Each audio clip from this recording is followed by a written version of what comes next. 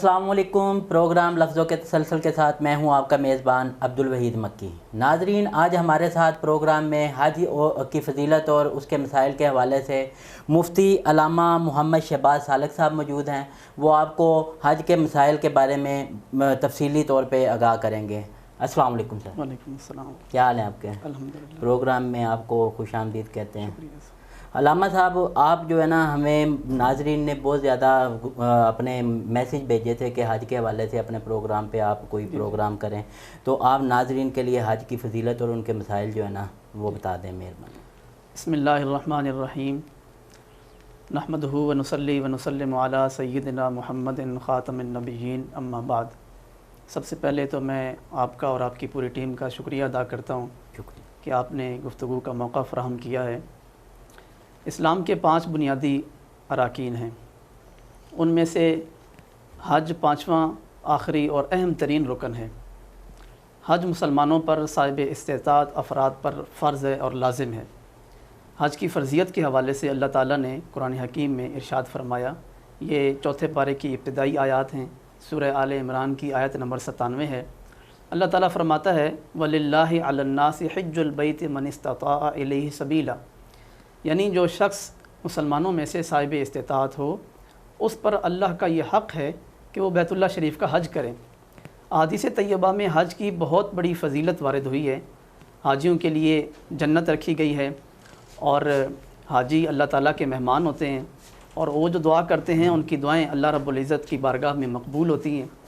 फिर हज़रत सैयदना अबू हुरैरा रज़ी अल्लाह ताला अन्हु से मरवी एक हदीस पाक है, सही मुस्लिम में मौजूद है।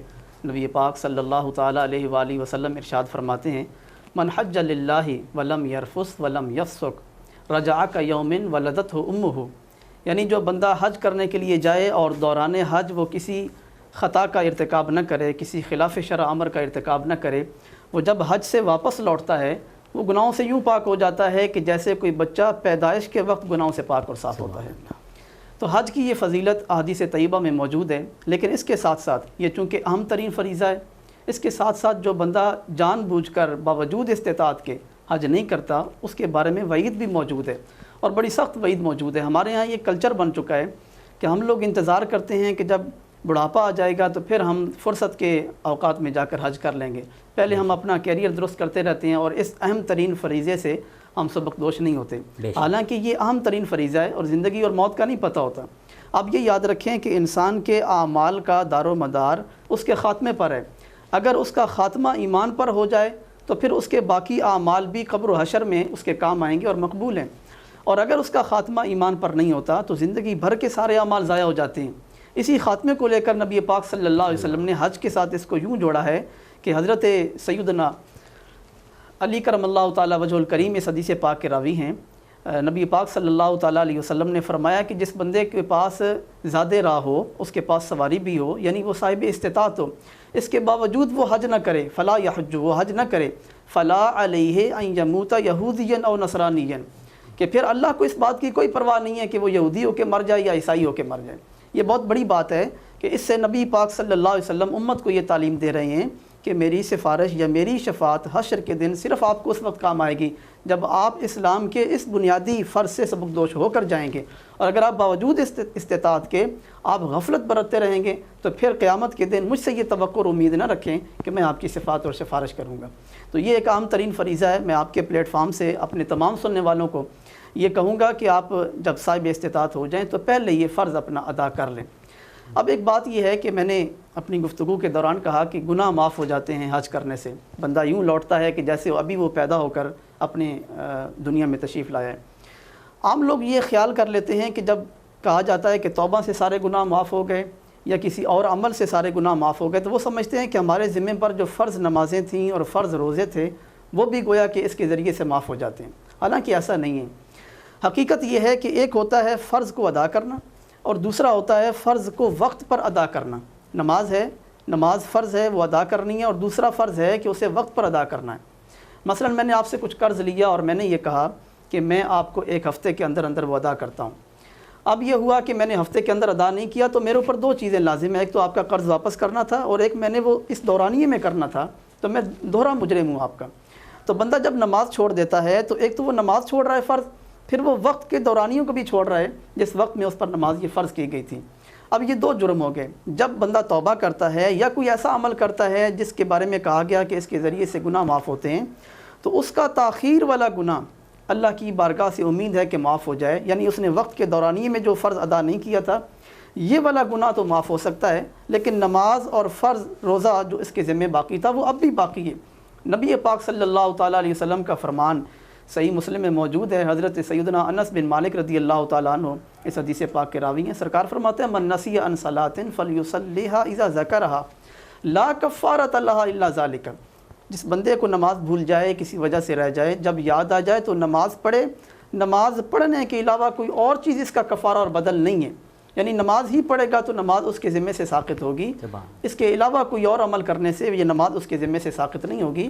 تو جو لوگ حج کر کے آئیں ان کی خدمت میں ایک گزارش یہ بھی ہے کہ زندگی بھر کی جو باقی نمازیں اور روزے ان کے ذمہ پر ہیں وہ بھی کوشش کریں کہ ساتھ ساتھ وقت نکال کے ان کو بھی ادا کر لیں۔ اب ایک مسئلہ ہے کہ صاحب استطاعت، ایک جملہ جو ہم استعمال کر رہے ہیں بار بار کہ صاحب استطاعت پر حج فرض ہے، تو استطاعت کا شریعت میں کیا معیار ہے؟ یہ یاد رکھیں کہ شریعت میں جب احکام کا بندہ مکلف ہوتا ہے تو اس کے لیے کچھ بنیادی چیزیں ہوتی ہیں کہ بندہ مسلمان ہونا چاہیے، پھر وہ بندہ بالغ ہونا چاہیے، پھر وہ عاقل اور سمجھدار ہونا چاہیے۔ یہ تقریباً ہر عبادت کے لیے، چاہے وہ نماز ہو، روزہ ہو، حج ہو، زکوٰۃ ہو، وہ کوئی بھی عبادت ہو، اس کے لیے یہ والا جو دائرہ کار ہے یہ ضروری ہے۔ اس کے ساتھ ساتھ کچھ عبادات ایسی ہیں کہ جو خالصتاً بدنی عبادات ہیں، مثلا نماز ہے تو اس کا سارا تعلق بدن کے ساتھ ہے، اس میں مال کا کوئی دخل نہیں ہے۔ اسی طرح روزہ ہے تو سارا بدنی ہے۔ اب جس بندے کے پاس پہننے کے لیے کپڑے بھی نہ ہوں یا پانی اس کے لیے میسر نہ ہو وضو کرنے کے لیے، اس پر بھی لازم ہے کہ نماز تو وہ ایک مخصوص دائرہ کار کے ساتھ ادا کرے گا۔ ایک عبادت وہ ہوتی ہے کہ جو خالصتاً مال سے متعلق ہوتی ہے، جیسے زکوٰۃ ہے، اس میں بدن کا کوئی تعلق نہیں، آپ معذور ہیں، بیمار ہیں، جو بھی ہیں، جب آپ کے پاس مال مقدار کی موجود ہے، نصاب ہے آپ کے پاس، تو پھر آپ پر زکوٰۃ فرض ہے اور لازم ہے، آپ اس میں سے زکوٰۃ ادا کریں گے۔ تو کچھ عبادات ایسی ہیں جو خالصتاً بدنی ہیں، کچھ عبادات ایسی ہیں جو خالصتاً مالی ہیں، لیکن حج ایک ایسی عبادت ہے جو بدنی بھی ہے اور مالی بھی ہے، یعنی اس میں آپ مال بھی خرچ کرتے ہیں اور بدنی مشقت بھی ہوتی ہے۔ لہٰذا ایک تو وہ بنیادی چیزیں ہیں کہ مسلمان ہونا، عاقل ہونا، سمجھدار اور بالغ ہونا، یہ چیزیں ہیں۔ اس کے ساتھ ساتھ آپ کا مالدار ہونا بھی ضروری ہے، یعنی اس قدر مال بندے کے پاس موجود ہو کہ بندہ اس دور کے لحاظ سے حج کے اخراجات مکمل ادا کر سکے، اس میں سفر بھی ہے، اس میں وہاں کی رہائش بھی ہے، اور پھر ساتھ میں جن لوگوں کا اس سے حق متعلق ہے، اس کے بیوی بچے ہیں، وہ بھی پیچھے اس دوران گزر اوقات کر سکیں، اتنا مال ان کے پاس موجود ہونا چاہیے۔ اب یہ دیکھیں کہ اس کے ساتھ ساتھ راستہ پرامن ہونا چاہیے، اور پھر چونکہ یہ بدنی مشقت بھی ہے لہٰذا بندے کا تندرست بھی ہونا چاہیے، یعنی اتنا کم از کم بندہ ہو کہ وہ حج کے مناسک اچھی طرح سے ادا کر سکے۔ تو یہ تھا اس کی استطاعت کا دائرہ کار کہ بندہ صاحب استطاعت کب بنتا ہے۔ یہ تھا مردوں کے لیے۔ اگر خواتین حج کرنا چاہیں تو ان کے لیے تھوڑا سا ایک مسئلہ اور مختلف ہے، وہ یہ ہے کہ اگر تو خاتون مکہ کے اندر رہتی ہے یا پھر مکہ سے اتنا دور ہے کہ وہ شرعی مسافت نہیں بنتی، شرعی مسافت سے میری مراد اتنا سفر ہے کہ جس پر آپ پر نماز قصر لازم ہو جاتی ہے، اگر وہ اس دائرہ کار میں رہتی ہے تو پھر اس پر حج فرض ہے، ہو جائے تو وہ اپنے حج ادا کر سکتی ہے، وہ صاحب استطاعت ہو جائے تو وہ حج ادا کر لے۔ لیکن اگر وہ مکہ مکرمہ سے شرعی مسافت پر دور رہتی ہے، اتنا فاصلہ ہے مکہ مکرمہ میں اور اس کے گھر میں کہ وہ شرعی مسافت بن جاتی ہے، تو اب اس پر لازم ہے کہ وہ محرم کے ساتھ جائے یا شوہر کے ساتھ جائے۔ خاتون تنہا حج ادا نہیں کر سکتی۔ نبی پاک صلی اللہ علیہ وسلم کا مشکات شریف میں فرمان موجود ہے، حضرت سیدنا عبداللہ ابن عمر رضی اللہ تعالیٰ عنہما اس حدیث پاک کے راوی ہیں۔ سرکار فرماتے ہیں لا تسافر المرأة ثلاثا الا ومعها ذو محرم، کہ کوئی بھی خاتون شرعی سفر جو ہے وہ تب طے کرے کہ جب اس کے ساتھ کوئی محرم موجود ہو، جب محرم نہ ہو تو وہ خاتون اگر اس پر حج فرض بھی ہو جائے تب وہ انتظار کرے کہ اس کا جو محرم ہے وہ محرم بھی صاحب استطاعت ہو جائے۔ اگر جو یہ خود اتنی مالدار ہے کہ محرم کا بھی بندوبست کر سکتی ہے تو بہتر ہے، استحساناً اس کا بھی اخراجات کا بندوبست کرے اور اس کو ساتھ لے جائے اور حج ادا کر لے۔ لیکن اگر اس کے پاس اتنے اخراجات نہیں ہیں کہ یہ اپنی محرم کا بھی خرچ اٹھا سکے تو پھر یہ انتظار کر لے محرم کے بندوبست ہونے تک۔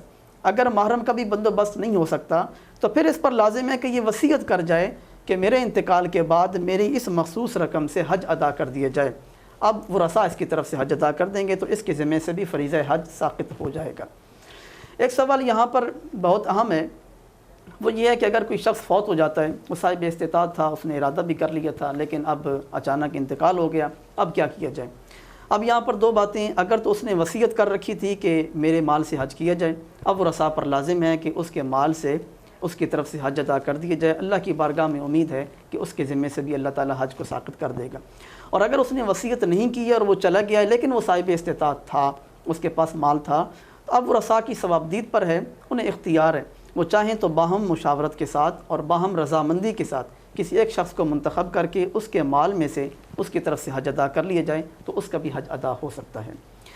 ایک سوال اس تناظر میں یہ بھی پیدا ہوتا ہے کہ کسی شخص نے پیسے جمع کروائے حکومت کی طرف، قرآن اندازی میں اس کا نام بھی نکل آیا، اب یہ حج پر چلا بھی گیا، لیکن دوران حج اس کا انتقال ہو گیا، تو اب کیا حکم ہوگا؟ کیا اس کا حج مکمل ہو گیا یا نہیں ہو گیا؟ تو یاد رکھیں کہ اگر تو حج پر جانے سے قبل اس کا انتقال ہو گیا تو اب تو اس کے ذمے پر حج ویسے ہی باقی تھا، ورثاء اس کی طرف سے حج ادا کریں گے۔ لیکن اگر دوران حج مناسک کچھ ادا کر چکا تھا اور کچھ رہتے تھے، اس کی بڑی فضیلت ہے، وہ اس کے لیے جنت کی رائیں ہموار ہو جاتی ہیں اور وہ شہادت کا مرتبہ حاصل کرتا ہے۔ اور الترغیب و ترہیب میں حدیث پاک موجود ہے کہ قیامت تک اس کے لیے حج کا ثواب مسلسل لکھا جاتا رہے گا، یہ اس کی فضیلت ہے۔ تو اب ایسا فقہائے کرام نے نہیں کہا کہ اس پر بھی حج ابھی تک باقی ہے، لہذا اس کی طرف سے اگر حج کر دیا جائے تو بہتر ہے، لیکن اب لازم اور ضروری نہیں ہے کہ اس کی طرف سے حج ادا کر دیا جائے۔ آخر میں موجودہ صورتحال کے حوالے سے ایک بات میں اور اپنے ناظرین سے شیئر کرنا چاہوں گا، وہ یہ ہے کہ اس سال یہ تاثر دیا جا رہا تھا کہ شاید حج نہ ہو سکے گا، ایک وبائی مرض آئی ہوئی تھی کرونا وائرس، سارے لوگ اس سے واقف ہیں، تو پہلے یہ حکم جاری بھی ہوا تھا کہ شاید حج نہ ہو سکے گا، پھر ایک محدود پیمانے پر حج کی اجازت دے دی گئی۔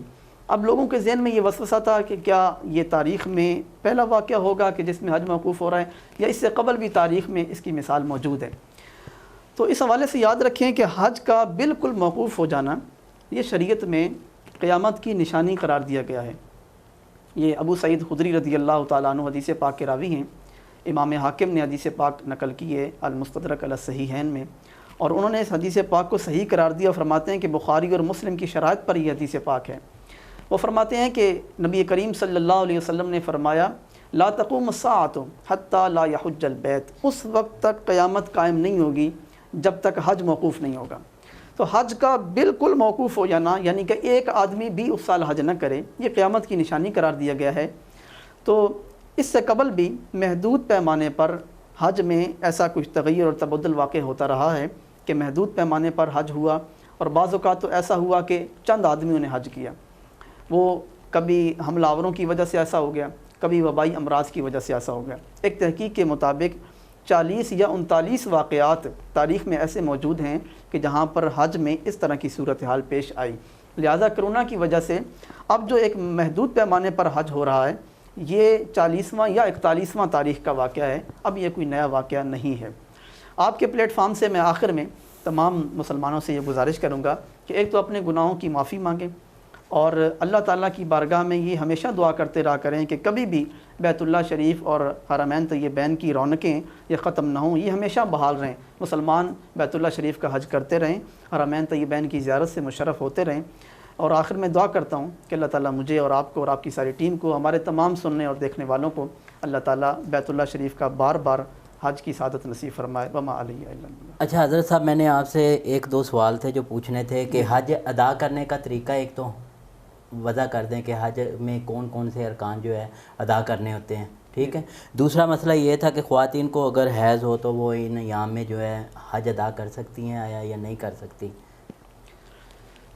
جی بہت اہم سوال ہے آپ کا۔ حج کا جو طریقہ ہے، حج میں کچھ اہم اراکین ہوتے ہیں، اس میں ایک طواف ہوتا ہے، مزدلفہ میں جاتے ہیں، اور منی میں وقوف ہوتا ہے، عرفات میں جاتے ہیں، تو یہ ایک لمبا پروسیس ہے، یہ انشاءاللہ سوالات جوابات میں پھر کبھی انشاءاللہ ڈسکس کریں گے۔